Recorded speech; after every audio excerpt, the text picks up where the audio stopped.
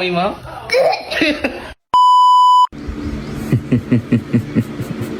Si RJ is nandun sa labas, nanonood siya ng TV.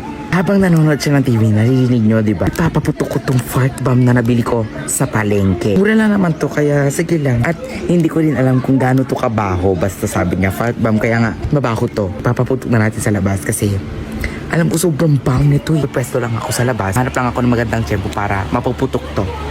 Ano yan? Ha?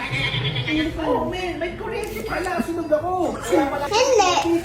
Sumadami pala ng kurente sunog.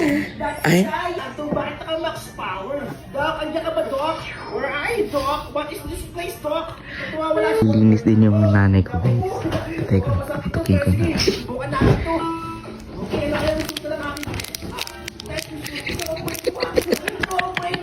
Ano to? Alam mo kung ano to? Parang beng-beng siya. Pre mo, putukin na. Oh, sige. Ngayon nalaman mo na. Sige, dito na. Ako muna. Huwag hayaan mo yan dyan. Beng-beng niya. Puputok yan. Ano, bata na agina mo ka? Hindi yan ba? Pumatak na. Wala bang ibang ininom yan? Kasi nung ako naman pinalig ko, ginawa ko niniginig ako dito nga. Tulungan niyo ako. Di, mahina lang yun. Bata ka ba kasi doon? Tulog ko lang yung dami. Sa may pito, tulungan mo ako.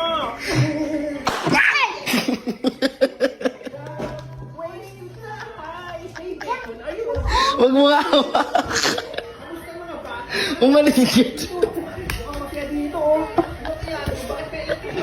Wala pa. Wala pa. Nagulat ka. Ulit tayo. Jack lang.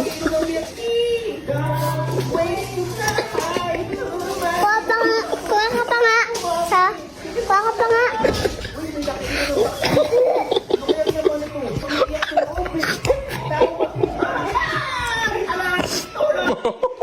Ang bangay. Ayoko ng bango.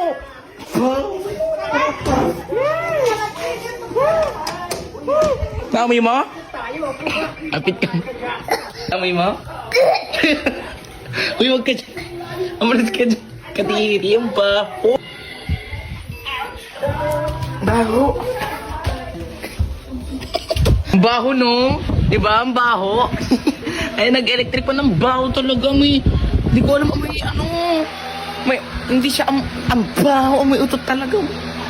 Yun lang, bye-bye. Ayoko na. Ang KG talaga ng nanay ko. Diba?